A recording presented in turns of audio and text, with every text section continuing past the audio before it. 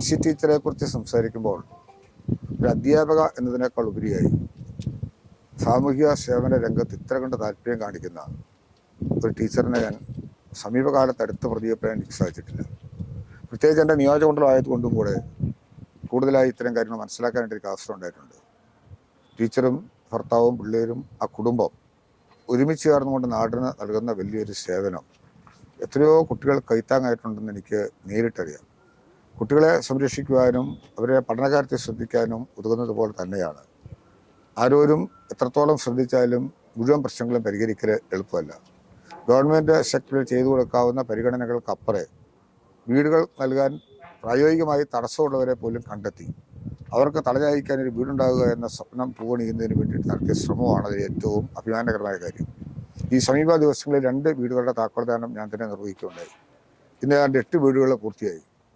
അത്തരം കാര്യങ്ങളൊക്കെ ചെയ്യാൻ സാധിക്കുന്ന ടീച്ചറിൻ്റെ പ്രവർത്തനം, അതിന് പണം സ്വരൂപിക്കാൻ വേണ്ടി നടത്തിയിട്ടുള്ള പരിശ്രമങ്ങൾ, അതൊക്കെ ഒരു മനസ്സിൻ്റെ ഏറ്റവും ഏകാഗ്രമായിട്ടുള്ള ചിന്തയിൽ വരുന്ന ഒരു ദൈവാനുഗ്രഹത്തിൻ്റെ കൂടി പദ്ധതിയാണ്. അത് ഏറ്റെടുക്കാനുള്ള സന്മനസ്സുണ്ടാവുക. ഒരു വ്യക്തി എന്ത് ചെയ്യാൻ സാധിക്കും? അവൻ്റെ ജീവിതത്തിൻ്റെ പ്രൊഫഷണലായിട്ടുള്ള നീക്കങ്ങളിൽ മാത്രമല്ല, കുടുംബജീവിതത്തിൻ്റെ കുട്ടികളുടെ വീടിൻ്റെ കാര്യങ്ങൾ ശ്രദ്ധിക്കുന്നതിൽ മാത്രമല്ല, സാമൂഹികമായിട്ടുള്ള കാര്യങ്ങളിൽ മറ്റുള്ളവരെ കൂടി പരിചരിക്കാനും പാർശ്വവൽക്കരിക്കപ്പെട്ടവരെ സംരക്ഷിക്കാനും ഉതകുന്ന മനസ്സുണ്ടാവുക എന്നുള്ളതാണ് ഏറ്റവും പ്രധാനപ്പെട്ടത്. ആ ത്യാഗം ഏറ്റെടുത്ത് നടത്തിയതുകൊണ്ടാണ് ടീച്ചറെ വലിയ ബഹുമതികളും അംഗീകാരങ്ങളും നേടിയെത്തുന്നതിനേക്കാൾ ഉപരി സ്വാഭാവികമായും ടീച്ചറിൻ്റെ മനസ്സിനുണ്ടാകുന്ന സന്തോഷം ഞങ്ങളെല്ലാം നേരിട്ട് മനസ്സിലാക്കുന്നുണ്ട്. ഞങ്ങളതിൽ പങ്കുചേരുന്നു. നല്ല നിലയിലുള്ള പ്രവർത്തനത്തിലൂടെ, അധ്യാപക വൃത്തിയിലൂടെ ആയിരക്കണക്കിന് കുട്ടികൾക്ക് ജീവിതത്തിലേക്ക് പോകാനുള്ള അക്ഷരത്തിൻ്റെ വെളിച്ചം പകർന്നു കൊടുക്കുമ്പോഴും തലചായ്ക്കാനിടയില്ലാത്ത പാവപ്പെട്ട കുട്ടികളെയും കുടുംബങ്ങളെയും സംരക്ഷിക്കാൻ ഉതകുന്ന ഒരു വലിയ പദ്ധതി ഒരു കർമ്മയോഗിയെ പോലെ ഏറ്റെടുത്ത് നടത്തുന്നതിൽ പ്രത്യേകമായി ഞാൻ അഭിനന്ദിക്കുന്നു.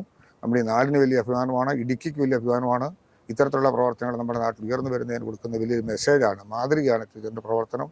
അതിൽ ഞങ്ങളെല്ലാം ആകർഷ്ടനാണെന്ന് മാത്രം സൂചിപ്പിക്കുന്നു. എല്ലാവിധ ഭാവങ്ങളും നേരട്ടെ. നന്ദി. Thank you so much. കേട്ടോ.